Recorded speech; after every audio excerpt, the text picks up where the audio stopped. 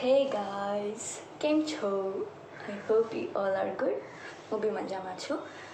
અત્યારે 2:15 વાગ્યા છે અને હમણાં થોડી વાર પહેલાં જ હું જમીને ઉઠી. એટલે હું મમ્મી ને પપ્પા અમે જમીને ઉઠ્યા અને અત્યારે એ લોકો બે ઊંઘી ગયા છે અને મારું અત્યારે ભણવાનું ચાલી રહ્યું છે.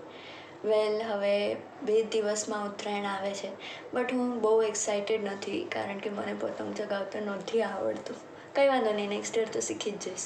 આ વર્ષે 10th છે ને એટલે થોડું નહીં જાઓ, એટલે બહુ ટાઈમ સુધી તો નહીં રહું ઉપર ધાબે પતંગ ચગાવવા. એમ તો આવડતું બી નથી, પણ મને ખાલી ફિરકી જ પકડતા આવડે છે, બાકી તો જરાય નહીં આવડતું પતંગ ચગાવવાનું. અને પપ્પા ચગાવી દે તો એ 5 મિનિટથી વધારે ટકે નહીં ઉપર.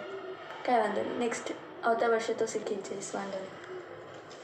બટ હમણાં આમ જોઈએ તો સ્ટ્રેસ થોડો ઓછો છે કારણ કે આ સન્ડેના 16th જાનના અમારી એનટીએસસીની એક્ઝામ થવાની હતી, બટ હવે પોસ્ટપોન થઈ કારણ કે એમના જે કંઈક એડમિનિસ્ટ્રેશનમાં ઇશ્યુ થયો છે, એટલે એના લીધે પોસ્ટપોન કરી.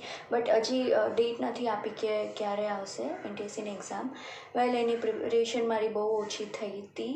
ઓલું સબ્જેક્ટિવ એક્ઝામ આવડે છે, બટ 2 એક્ઝામ થાય છે. મેન્ટલ એબિલિટીની થોડી બાકી છે એની પ્રિપરેશન માટે, કારણ કે બેક ટુ બેક હમણાં સ્કૂલમાં એક્ઝામ્સ આવતી હતી એટલે એનું ભણવાનું પાછળ જ રહી ગયું છે. બટ હવે મને એ કવર કરવા માટે બી ટાઈમ મળી જશે, એટલે એનો બી વાંધો નથી. અને વેક્સિન અમારા એજ માટે બી આવી ગઈ છે, 15 to 18. તો પણ મેં હમણાં સુધી વેક્સિન નથી લીધી કારણ કે જ્યારે આવી હતી 3rd જાનના આવી હતી, રાઈટ? હા. તો ત્યારે હું બહુ બીમાર હતી.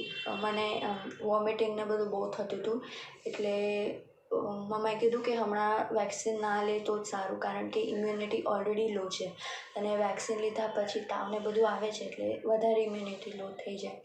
તો પછી ઠીક થઈ જાવ પછી લેવાનું એવું વિચાર્યું હતું, પણ પછી 10 જાન સુધી તો મારું એવું જ હતું હાલત. એટલે 7 જાનના પણ અમારા સ્કૂલમાં વેક્સિનેશન કેમ્પ હતું, બટ એમાં બી હું નથી જઈ શકી કારણ કે બીમાર હતી એટલે.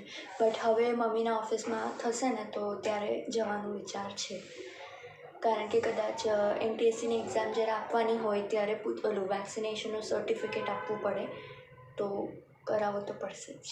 કંઈ વાંધો નથી.